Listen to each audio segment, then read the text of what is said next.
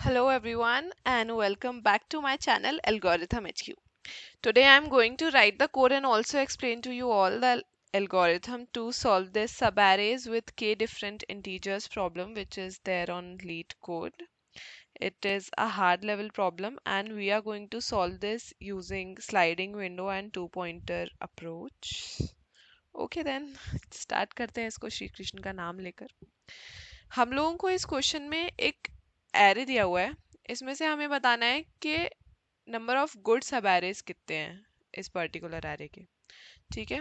उसके बाद बताया गया है कि गुड एरे वो होता है जिसमें नंबर ऑफ डिफरेंट इंटीजर्स होते हैं एग्जैक्टली के, नॉट लेस देन के एंड नॉट ग्रेटर देन के. ठीक है. तो इसमें जैसे फॉर एग्जांपल 1 2 3 1 2 ये जो एरे दिया हुआ है इसमें के 3 डिफरेंट इंटीजर्स हैं. ठीक है. और के की वैल्यू भी यहाँ पे 3 है. ठीक है. अगर मान लो तो फिर ये एरे जो होगा वो गुड एरे कहलाया जाएगा. ठीक है. तो अब हमें बताना है कि पर्टिकुलर एरे जो हमें दिया हुआ है उसमें से गुड सब एरेज कितने बन सकते हैं.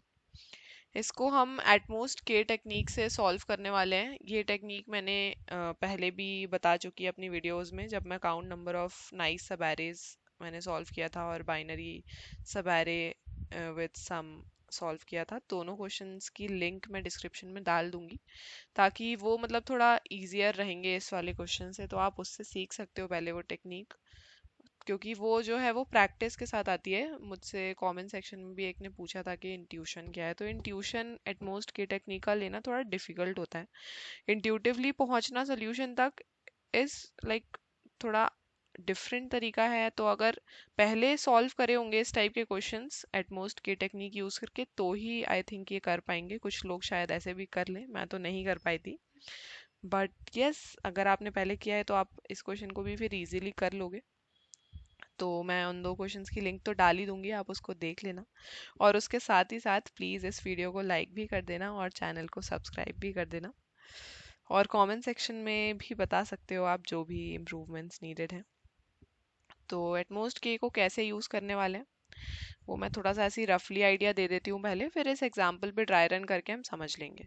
तो बेसिकली हम निकालेंगे नंबर ऑफ सब arrays with at most K different integers. ठीक है. मतलब इस एरे के जितने भी सब एरेज ऐसे हैं जिसमें के डिफरेंट इंटीजर्स या उससे कम डिफरेंट इंटीजर्स हैं वो सारे सब एरेज हम काउंट कर लेंगे और फिर निकालेंगे नंबर ऑफ सब एरेज विद एटमोस्ट के माइनस वन डिफरेंट इंटीजर्स. ठीक है. तो ऐसा करके हम क्या निकाल लेंगे, एटमोस्ट के डिफरेंट इंटीजर्स वाले सब एरेज निकाल लिए. अगर उसमें से एटमोस्ट के माइनस वन इंटीजर्स वाले डिफरेंट इंटीजर्स वाले सब एरेज को डिडक्ट कर दें तो हमारे पास कौन से सब एरेज बनेंगे, at most K different integers and at least K different integers, that is exactly K different integers. तो ऐसे करके हम निकाल लेंगे कि exactly K different integers that is good subarrays कितने हैं एक एरे में.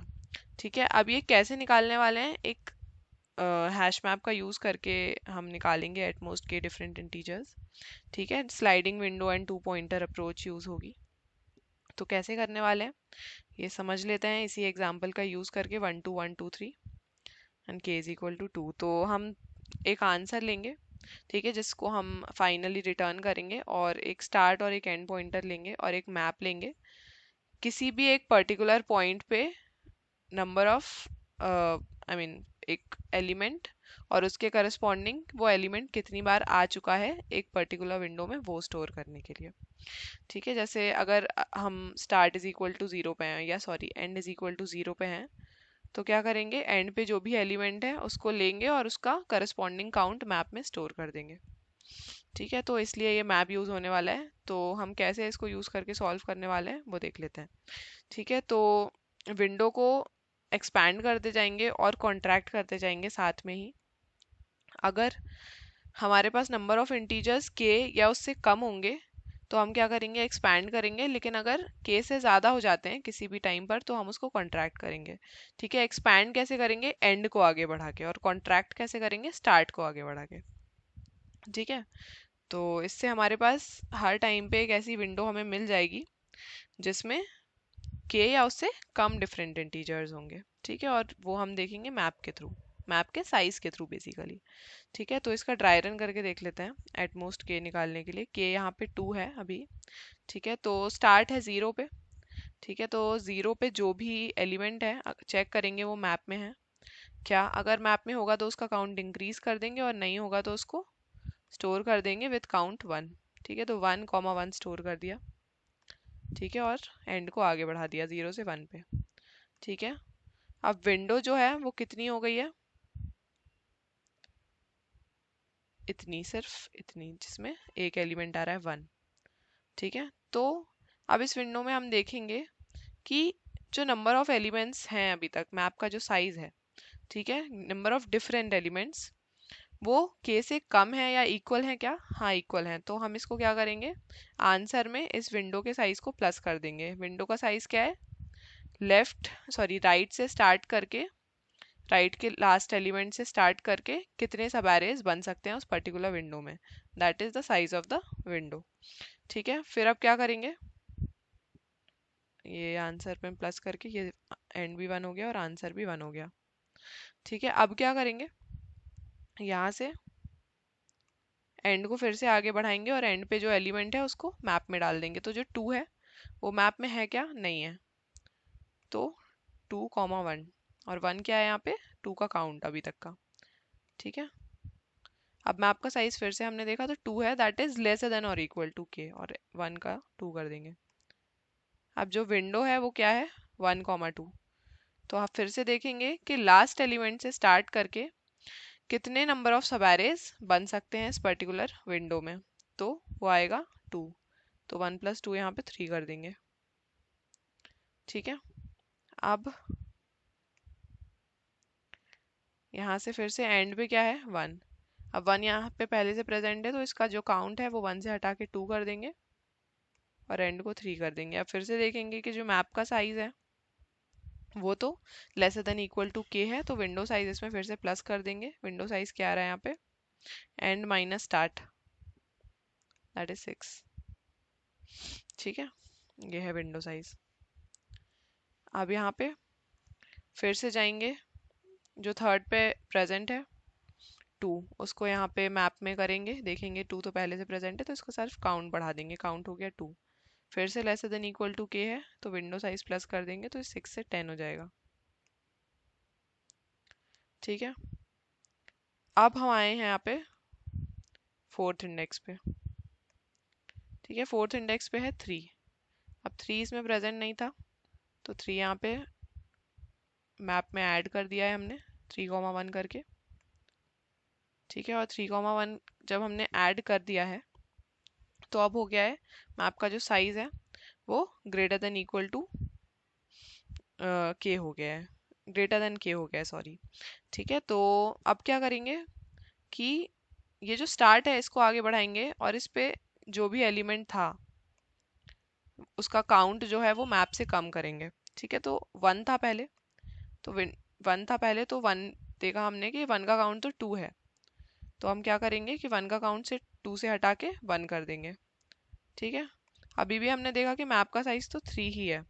ठीक है, तो फिर से अब क्या, जो नेक्स्ट एलिमेंट है फर्स्ट इंडेक्स पे उसका काउंट कम करेंगे, तो इसका काउंट हो जाएगा 1 अभी भी। ठीक है, अभी भी जो मैप का साइज है वो 3 है, तो अब क्या करेंगे हम, फिर से जो सेकंड इंडेक्स पे एलिमेंट है उसको हटा देंगे मैप में से। ठीक है, क्योंकि उसका काउंट 1 था। ठीक है, और आगे बढ़ जाएंगे 3। तो बेसिकली क्या होगा कि अब विंडो साइज हो जाएगा ये 2, 3। ठीक है, अब यहाँ से फिर से इसकी लेंथ इसमें प्लस कर देंगे विंडो की, जो कि होगी 2, तो ये हो जाएगा 12। ठीक है, तो एटमोस्ट के नंबर ऑफ डिफरेंट इंटीजर्स हमें मिल गए हैं। आई मीन सब एरेज विद एटमोस्ट के नंबर ऑफ डिफरेंट इंटीजर्स का जो काउंट है वो हमें मिल गया है, और वो है 12। और अगर हम k-1 के लिए निकालेंगे, दैट इज 1 के लिए अगर हम निकालेंगे, तो वो काउंट आएगा 5। ठीक है, एटमोस्ट नंबर ऑफ सब arrays with at most K different integers. तो हम क्या करेंगे, 12 में से 5 को सब्ट्रैक्ट करेंगे, that is at most number of subarrays with at most k different integers and number of subarrays with at most k minus 1 different integers। ठीक है, तो हम लोगों को मिल जाएगा 7 जो कि हमारा आंसर होगा। ठीक है, जैसे हम रिटर्न कर देंगे। तो अब फटाफट से इसी चीज़ को हम कोड करके देख लेते हैं। ठीक है, बहुत आसान सा कोड रहेगा अगर इस टेक्निक का यूज़ करके हमने लिखा है तो, नहीं तो ये क्वेश्चन कॉम्प्लेक्स हो सकता था। तो एक एटमोस्ट के नाम का फंक्शन बना लेते हैं जो कि कैलकुलेट करेगा नंबर ऑफ सब arrays with at most K different integers. ठीक है, अब यहाँ पे int start is equal to 0 and answer is equal to 0, then map of integer comma integer हम लेंगे, न्यू हैश मैप। अब एंड से हम आइटरेट करवाएंगे पूरे एरे पे, दैट इज विंडो को एक्सपैंड करेंगे।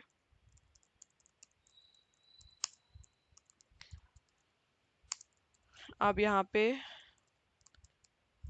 मैप में हर बार अगर कोई एलिमेंट प्रेजेंट होगा तो उसका काउंट 0 डाल देंगे, 0 नहीं सॉरी 1 डाल देंगे। मैप में अगर कोई एलिमेंट प्रेजेंट होगा तो उसका काउंट हम जो पहले से प्रेजेंट है उसमें +1 करके डाल देंगे, और नहीं तो 1 डाल देंगे।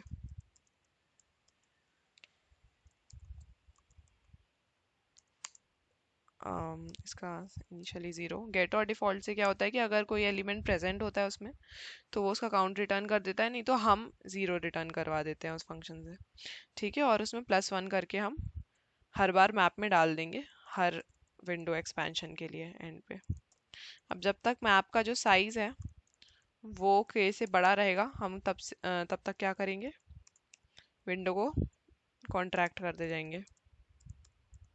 अगर मैप में वो जो एलिमेंट है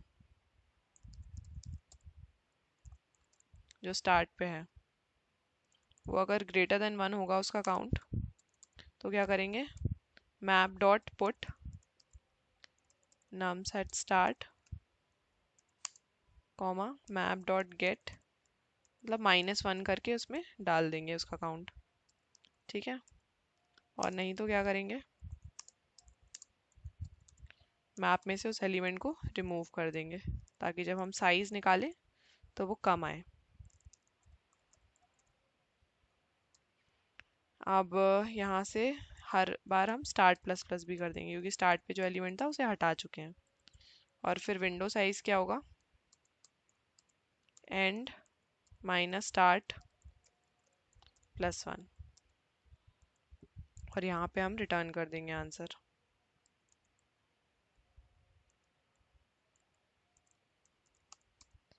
रिटर्न आंसर, और यहाँ क्या रिटर्न कर देंगे, नंबर ऑफ सब एरेज विद एटमोस्ट k different integers and number of subarrays with at most k minus 1 different integers।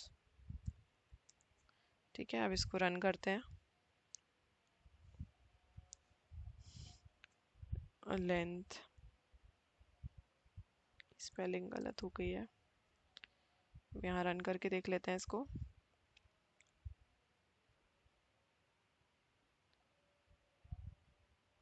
एक मिनट, क्या गलत हो रहा है इसमें, यहाँ पे नम्स गेट में से काउंट में से माइनस करना था, मैंने नम्स ऑफ स्टार्ट -1 ले लिया, इसकी वजह से गलत आ रहा होगा। अब सैम्पल टेस्ट केसेस तो चल रहे हैं